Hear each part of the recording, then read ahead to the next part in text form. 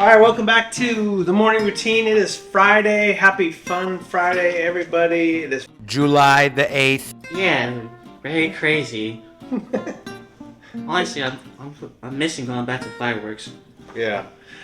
So Anthony's joining us. Hey! Hello. Yeah. He's back. He's seen Jurassic Park Dominion, so we had to bring him back to talk about Jurassic Park Dominion. Now, the plan was a while back that I was going to see it too, and then we were going to talk about it, but I haven't seen it yet. I know it's like way behind. It's very disappointing. I'm very disappointed in myself. Shame, shame. I don't feel shame for you. I'm just disappointed in you. Yeah, see, that's the disappointment's way up here, and the shame's kind of like, whatever. So anyway, I'll shame myself and I'm disappointed in myself too. Honestly, sort of. Okay.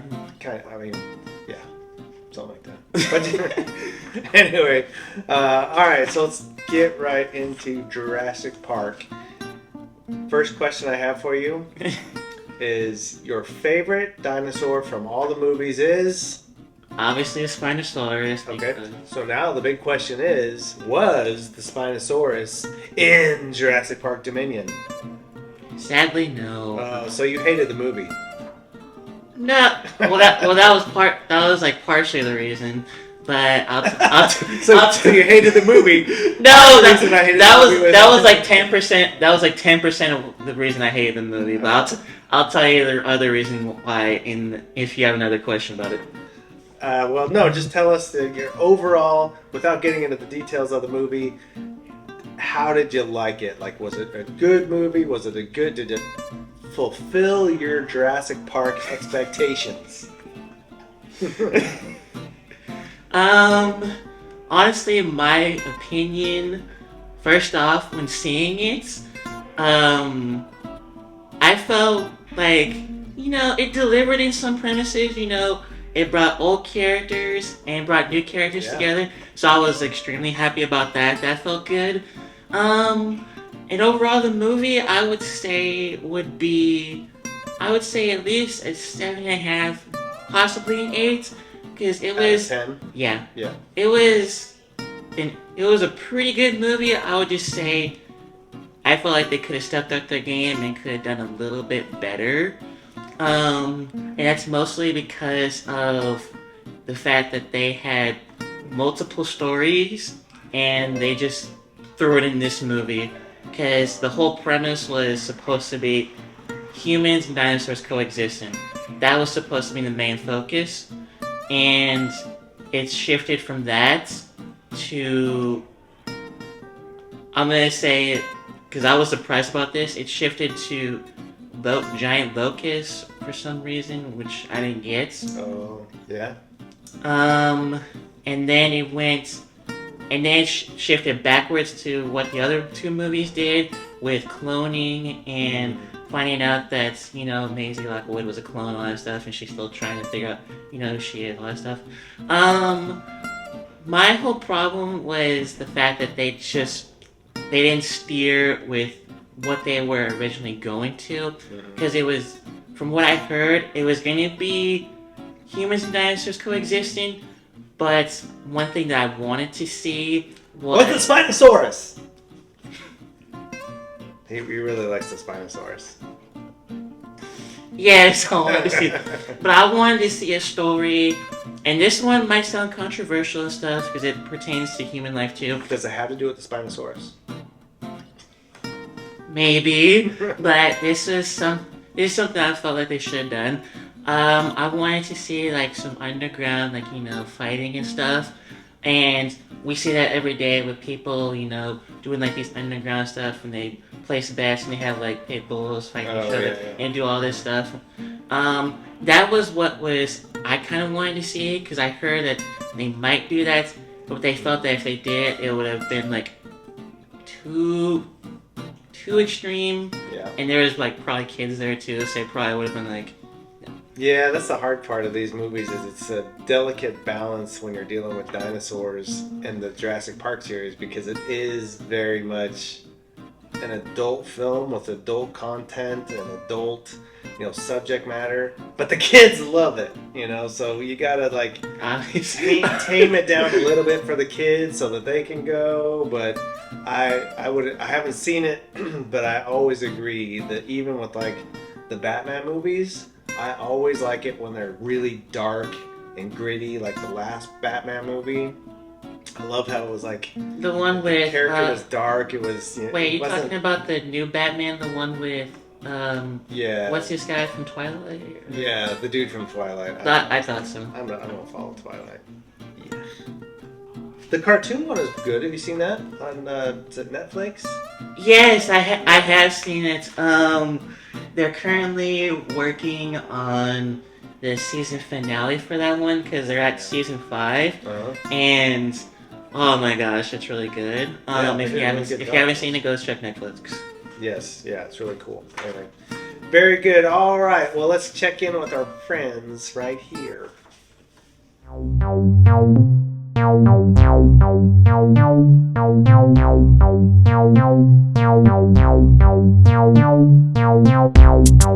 Hey everybody, it's Friday. We finally made it to the end of the week. I hope everyone's excited about the weekend. I know I am. So, let's get to our national day. You know what? It was all food stuff all week, and I had to make the last one also a food thing. So, today, the national day on July the 8th, 2022, is National Chocolate with Almonds Day. Boo! First of all, chocolate's really good on its own. Why would you ruin it with almonds? Now, don't get me wrong, I love almonds, okay? I'll eat almonds all day, no problem, okay? We live in the Central Valley. We have some of the best almonds in the world. We provide most of the country and parts of the world with our delicious almonds that are grown here in California, and in Central Valley, more specifically. But the point is, chocolate, pretty good on its own.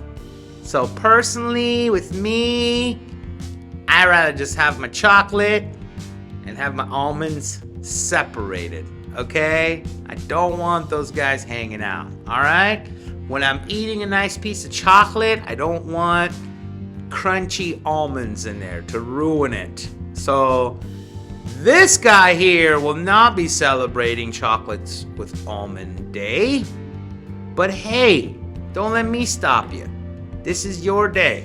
If you enjoy chocolate with almonds, go for it. Go nuts. No pun intended. Anyways, happy Friday. Have a great weekend. We'll see you guys on Monday. Bye-bye.